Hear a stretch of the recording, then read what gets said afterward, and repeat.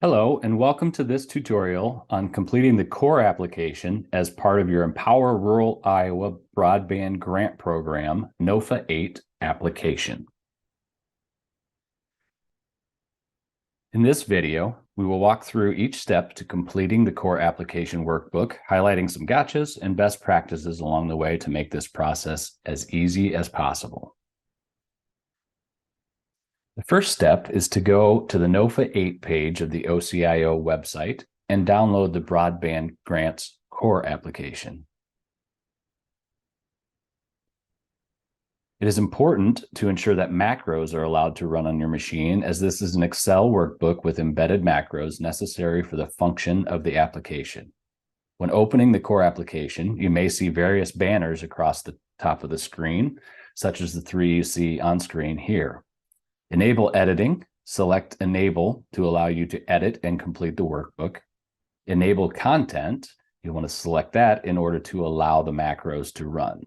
Should you see this pink message, security risk, this means you may have macros being blocked through a system setting on your machine. This is a screenshot from a Windows 11 device using the Edge browser, but you should have similar on other Windows or Mac devices and other browsers. First, you'll save the file to your machine. Then you right-click the file, select Properties, and check the box to unblock. Then you'll click Apply and OK. This will allow macros to run for this Excel workbook, and you're now ready to proceed. So with this, we're going to switch over to the core application, which you see here on screen. So if you've participated in previous NOFAs, this is going to look somewhat familiar to you. There are some changes and improvements to allow for easier application process. So the first tab you're going to see is the menu tab. There's going to be some information required here at the top, the applicant name. So this is your organization. We're just going to put in sample ISP for the purposes of this. These next three here, study area code, FCC provider ID, and FCC FRN. These are all identifiers that are provided by the FCC. The provider ID is going to be the BDC ID that you use on those submissions. You can go out to the FCC website and get all of these codes for your organization if you don't know what they are. Facilitated speeds. This is a selection between 100, 100, or 120, greater than 120, but less than 100, 100. The Capital Projects Fund requires that all projects be built to a minimum of 100, 100, or 120 if certain circumstances require you to do so. Caveat with that is that the network must be scalable to a minimum of 100, 100 within 3 years of completion of your project. For the purposes of this sample, we'll just choose 100, 100. It'll be at least that. And now you'll scroll down, you'll see instructions are here on the left, some hot buttons on the right, and then there's a checklist to show that you've completed some things here. Next, we'll move on to the ESL Input tab. This is where you're going to copy and paste in your export from the map selection tool. To select your project area, we'll move to the project selection tool, which is found at the bottom of the NOFA 8 page of the OCIO website. So you'll see here, you scroll all the way down to the bottom, and here's this map. We're going to click Open in a new window. Makes it a little easier to navigate. You'll see here there's some instructions on how to use the tool on the right. There's also step-by-step instructions on the NOFA 8 webpage, and that will help you with this process. But for the purposes of this, we're going to just go ahead and select an area. You're going to go up here to the top and go to the selection tool. You'll see here that there are 3 different options to select your project by circle, rectangle, or polygon. We'll choose polygon. It gives you the most flexibility. And now you'll need to zoom in to a certain level here. What you're looking for is for this eligible locations to turn black and be selectable. So let's just scroll in one more here, and there it is. So now you check this box.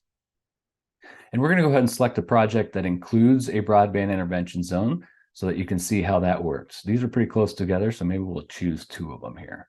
Go ahead and draw our rectangle. And again, this is just completely arbitrary here for the purposes of this. So once you have your project area selected, you'll see all the locations are going to highlight in bright blue. We'll go over here to the 3 dots, export to CSV file, and then we'll pull this open here. Just a moment to download. Now these across the top here are the same headers that you'll see on the core app. What you want to do is just select everything with the exception of the header row, all the way over to column AG. Select it all. We'll copy that. And then we're going to go back over here to the ESA tab on your broadband grant core application, top left corner, and paste in. So you'll see that this is populated. We want to go over here, just make sure everything filled in. And this duplicate line here is going to be a check for you to see if there are duplicates. We'll talk about that more here in a bit. And then now we'll go back to the menu tab here, and we're on step 2.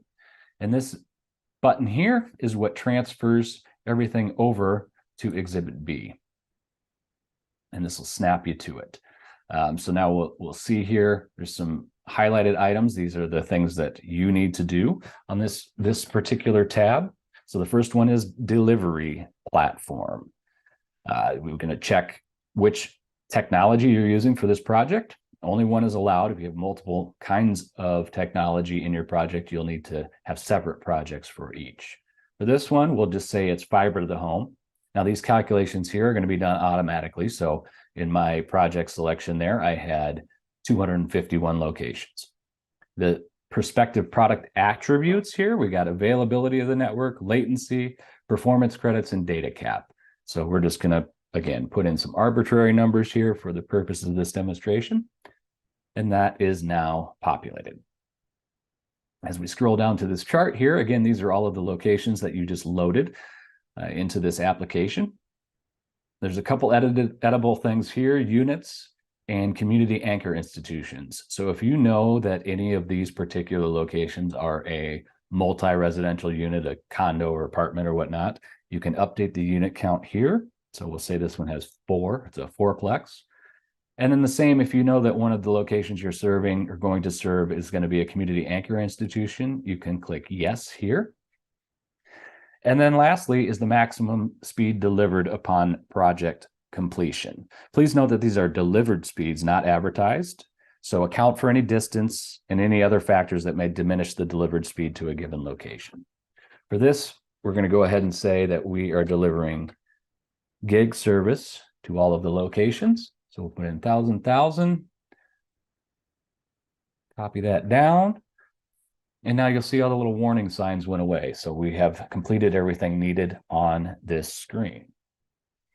In response to inquiries regarding provider build-out to broadband intervention zones, or BIZs, since the MAP version 5 as of date of August 2nd, 2022, the OCIO has created a process to allow you to identify these locations within your project area.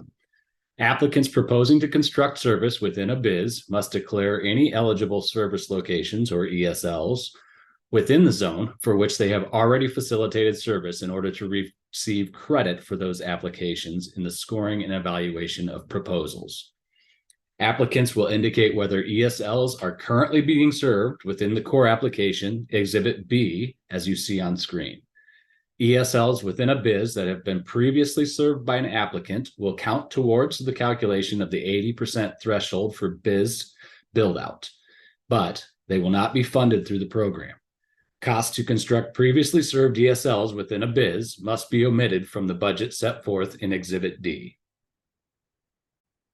On Exhibit B, you will select yes or no as to whether you facilitate service to each ESL listed in your project. The OCIO will count each BIZ ESL marked yes toward the 80% coverage required to receive the enhanced incentive for that BIZ. These locations will not be considered as part of your project and will not be funded, but allow you to receive the benefit of the enhanced incentive with at least 80% coverage of a BIZ. Reminder that this is only for build out you, the applicant, have completed, not any other provider. Post-MAP build-out identified by other broadband providers will be taken into consideration post-award, but will not impact award percentages. See the NOFA section 1.7.8.3 as well as addendum number 1, the written responses to questions for additional detail. Next, we move on to Exhibit C. Here again, OCIO has simplified the work you need to do on this screen by creating some calculations in the background. Total estimated cost, total grant requested, those will populate once we put in our budget in Exhibit D. And here you'll see this table, and this shows you the breakout between intervention zone locations and non-intervention zone locations. So this chart here is going to have the control ID if it is a BIZ, broadband intervention zone. This is the total locations within that intervention zone, and these are the eligible locations within that zone that you've selected. So then this next one, percent of locations selected, is going to appear here. Now this is going to be a helpful tool if you aren't selecting all of the locations in a BIZ. You do need to select at least 80% in order to get this increased match. So say maybe you have 79% here, you might want to grab another location or two just to get that increased incentive. Down here is going to then populate your maximum funding request based on these locations selected, and the maximum funding if it's in an intervention zone, and the non-BIZ is 60%. So this calculates out to a maximum percentage of 65.5%. If you want that max percentage, you just leave it here. If you want to take something lower, you enter in that lower percentage there. This next one is a reporting requirement of the Treasury, and that's the miles of fiber used in your project. So whether it's a fiber to the home project or if it's a fixed wireless project with fiber backhaul, please enter that here. And we'll go ahead and just say it's 100 miles. And as you scroll up, that's the only thing, just this federal matching funds requested. If you're requesting something less, you populate there, and miles of fiber. This screen is where you'll enter your budget line items from your project cost estimate. You'll see the categories over here. These are designed to kind of help you split the costs among the appropriate categories. So, if something doesn't quite fit any of these, just take a best guess. You can enter a little description here explaining what it is. What you cannot do is to lump all of your costs into one line item. We need those broken out, as we'll need that information when we're going through the claims process, as well as for reporting requirements.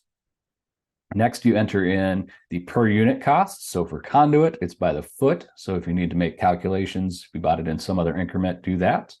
Engineering and construction management are by the hour. We've got tower costs, antenna costs, and then you're going to see some other calculations here as well. So we'll go ahead and just, again, these are going to be arbitrary numbers. I'm sure this is not reality, but we're just going to put something in here for fun. So we'll say 50 hours. And then let's just put a few things in here just for the purposes of this. The next one is going to be the quantity.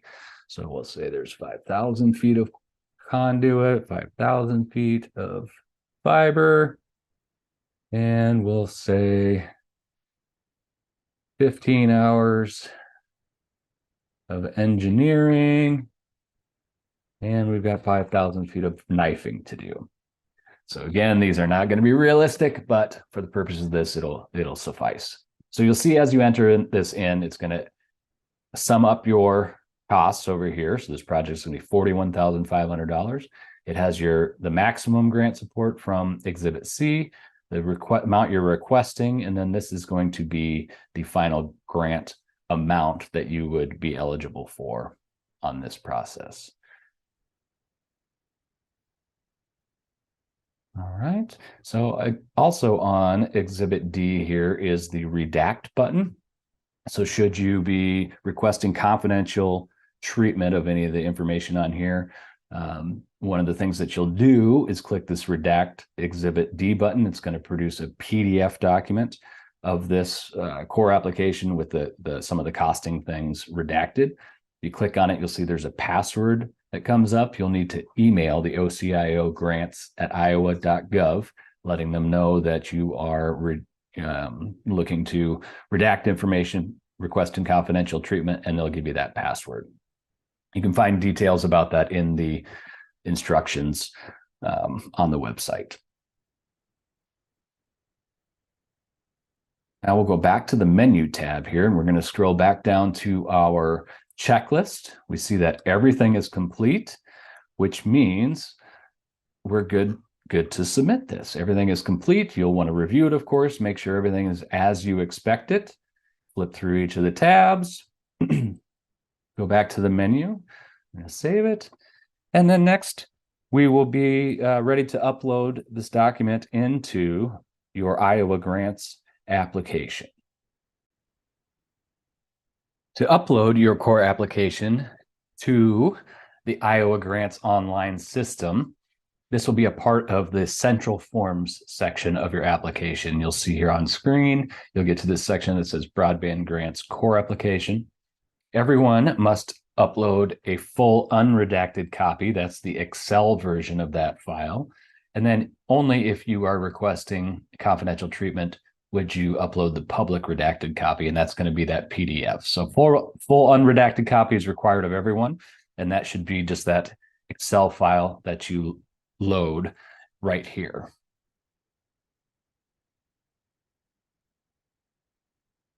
That is all for today on the core application. There are some helpful instructions on screen. Again, you can find all resources for NOFA 8 on the NOFA 8 page of the OCIO website, and that includes instruction, guidance, various forms that are required in the application process, as well as where you would have found this tutorial. If you do have any questions, please contact us at ociogrants@iowa.gov. Thank you.